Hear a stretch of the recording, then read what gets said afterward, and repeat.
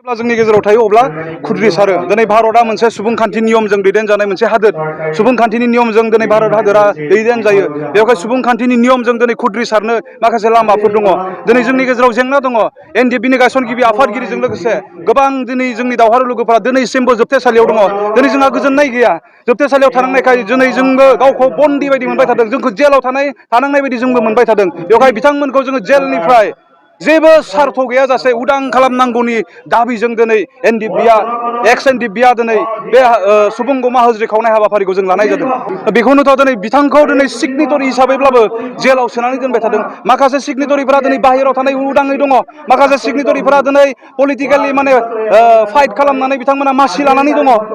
दिनै बिहा गैयामोन नामा अधिकार? बिहा दिनै बे मोन्थायखौ मोननो अधिकार गैयामोन नामा? दिनै बेखौ मानो बेबायदि इनायै दोनदों? बेखौसो दिनै जोङो नोजोर बोनानै बिथांखौ उदां खालामनांगौ। आरो देरसिन बाथ्राया बे बर' जाथिखौ लानानै बिथाङा मोजां मोननाय, बर' जाथिखौ लानानै बिथाङा सिमां मोनसे दङ। बे सिमांखौ जाहाथे जेन बिथाङा रायजो राजानि गेजेराव बर' हारिनि गेजेराव फैनानै मावफुंफैनो हायो। बे थांखिखौ नोजोर बोनानै बिथांखौ उदां खालामथारनांगौ होननानै दिनैनि बे सुबुं गौमा हाबाफारिखौ जों लानाय जादों। मोनसे बाथ्राखौ दिनै जों बुंगोन, राजखान्थिनि सोरनिबा आखाइ दङ गैया दिनै जों बेखौ बुंनो हास्थायाखै। दिनै रन्जन दैमारि सारा माबायदिहै 2013आव बेलाव ओंखारनानै सिज फायाराव थानानै सोरखारजों सावरायनो हादोंमोन, बे प्रसेसखौ दिनै जों मोनथियो। बेवहाय दिनै जों खावलायगोन, बिथाङा दिनै जेलाव थानायनि आन्दोआव, बिथाङा दिनै जेलाव थाबाय थानायनि आन्दोआव सोरखारा दिनै लेहेमिया खालामदों। दिनै जायफोरा सोरखारखौ दैदेनबाय थादों, सोरखारखौ सालायबाय थादों, बिथांमोना बिबान लानायाव फेलें जादों। जायनि थाखाय जोंनि दैदेनगिरिया जोबथेसालियाव थानांबाय थादों। जोंनि जि सोमावसारनाय बियो सुबुंखान्थिनि नियमजों जालांबाय थागोन। दिनै जोंनि सोमावसारनायखौ जायफोरा आन्दाज खालामदों नोंथांमोना मोनथिगोन। जों सिगां एक्स एनडिएफबि गोनजा मिडियाखौ लानानै गोबां प्रटेस्ट खालामबोबाय, नाथाय जेबो खेर खेरायासै। बेनिफ्राय थांनाय 15 आगस्टआव जोङो साइलेन्ट प्रटेस्ट लानो नागिरदोंमोन, नाथाय एडमिनिस्ट्रेसननिफ्राय एसपिडिसिनिफ्राय रिक्वेस्ट खालामनायखाय बिथांमोननि रिक्वेस्टखौबो जों लाखिबाय। बिनिफ्राय बिथांमोननो गोसोखां बिलाइ जों गथायबाय। जेब्ला मेम'रेन्डाम गथायखांनायनि उनाव खुनु बे मेम'रेन्डामनि सायाव मोनसे फिथाइ थायनायखौ नुयैखाय दिनै जोङो खुद्रि सारनो आखबार बे सुबुं गमाखौ लादों। बिनिफ्राय जुदि जायाब्ला सुबुंखान्थिनि नियमाव दिनै राजा लामा होबथेनाय, रेल लामा जिरायथेनाय, इभेन बन्द' होनायाबो दिनै खुद्रि सारनायनि मोनसे हाबाफारि। बेफोरखौ जों लालांबाय थागोन जायागौमानि। जोङो क्लियारै बुंगोन, दिनैनि जि सुबुं गमा हाबाफारियाव बाहागो लानाय रायजो राजाफोरखौ दिनै नाय।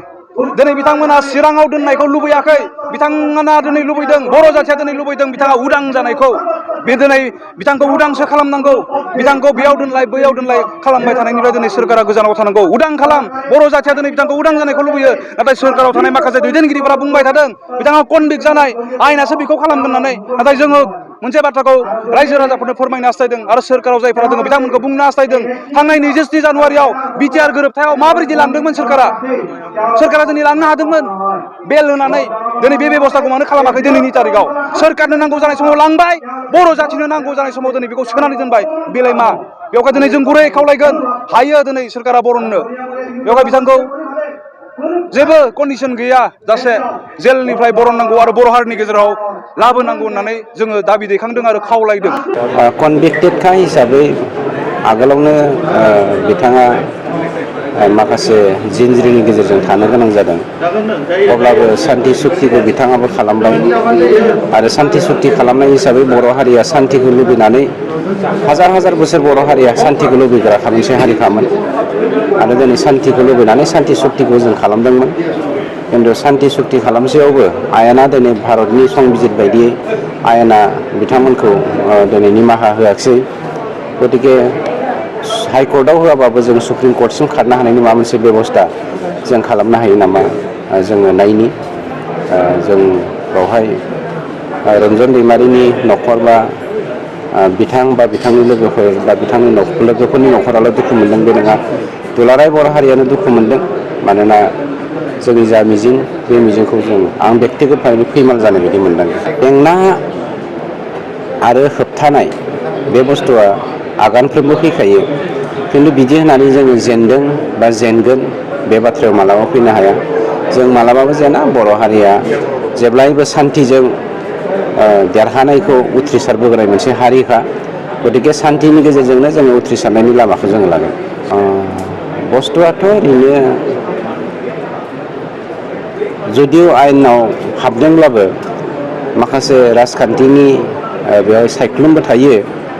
गतिके राजखान्थिनि सायख्लुमनि गेजेरजों जेरावहाय जोंनि सरकारा, जोंनि इउपिपिएल दोलोआ स्टेटआवबो सापर्ट दङ, सेन्ट्रेलावबो सापर्ट दं।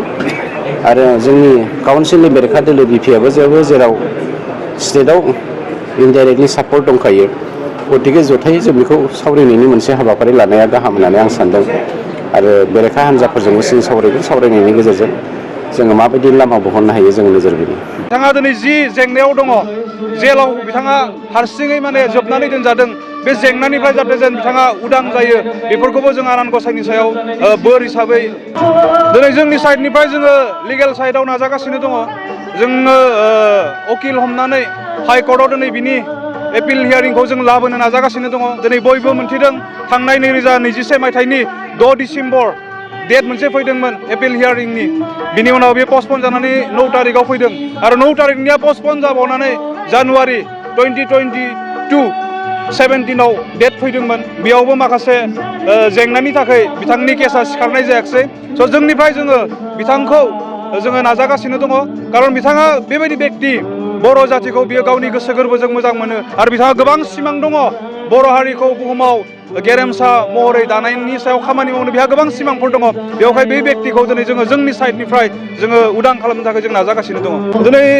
जोङो सरकारखौ जोङो बारे बारे जों खावलायबोदों बिथाङा सासे बिटिआर एग्रिमेन्टनिबो सिगनेटरि बिदि हिसाबै बिथाङा दिनै जोबथेसालियाव थाबाय थानो गोनां जादों बेयो मोनसे दुखुनांथावना जाथाय बेवहाय सोरखाराव दिनै जायफोरा दङ नोंथांमोना रन्जन दैमारि सारखौ उदां खालामनो थाखाय सोरखारा जिखिनि मावनो हायो बेखिनि बिबानफोरखौ लानानै बिथांखौ उदां खालामनो नाजानांगौ होननानै जों दिनैनि तारिखआवबो खावलायगोन आरो बिथाङा उदां जायागौमानि जोङो बिबानाव थानाय बिबानगिरिफोरखौ गभर्नमेन्टनि दैदेनगिरिफोरखौ जोङो खावलायबोबायानो थागोन।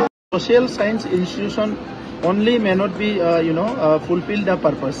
এতিয়া social work কৰাৰ কাৰণে সব social work subjectটো কৈছে ইয়াৰ আৰু বহুত ওপৰত যাব লাগিব কাৰণ এতিয়া সোসাইটিটো ডাইভাৰ্স হয় আপুনি কিবা কৰি ভাল পায় মই নাপাওঁ আপোনাৰ সোসাইটিত কিবা চ্যালেঞ্জ আছে মোৰ তাত নাই এইটো বহুত ডাইভাৰ্স হয় তো তাত বুজিবৰ কাৰণে সোশ্যাল ৱৰ্ক সাবজেক্টটো ঠিকে আছে MSW কোর্স দিয়ে এইটো ঠিকে আছে ইয়ালৈকে এতিয়া আৰু বিয়ন যোৱাৰ সময় আহিছে কাৰণ চিভিলাইজেশ্যনটো ইমান আগলৈ আহি গ'ল এইখিনি সময়লৈকে যদি আমাৰ একে মানুহবিলাকে আমাৰ নিচিনা মানুহবিলাকে যদি কোনোবা দুবেলা দুমুঠি খাবলৈ পোৱা নাই কোনোবা যদি ঔষধ এটা কিনি খাবলৈ পোৱা নাই ভাল এটা ড্ৰেছ কিনি পিন্ধিবলৈ পৰা নাই কোনোবা যদি ল'ৰা ছোৱালীক স্কুললৈ পঠাবলৈ পৰা নাই তো তাত আপুনি এটা বিয়ন যাই পেলাই আপুনি কাম কৰিব লাগিব চ' সেইকাৰণে মই বিচাৰোঁ তেনেকুৱা ইনষ্টিটিউশ্যনবিলাকতো আমাক লাগে আৰু ইয়াৰ বিয়নো আমি যাব লাগিব।